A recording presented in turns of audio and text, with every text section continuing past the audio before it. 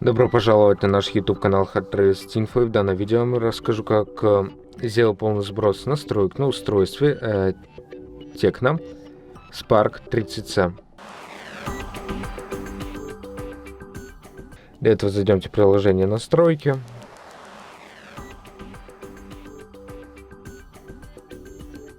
Выберем тут пункт Система в самом низу. Тут выберем сбросить настройки телефона и выберем удалить все данные и нажмем удалить. Впишем наш пароль, если он у нас есть, и в правом нижнем углу нажмем удалить все данные.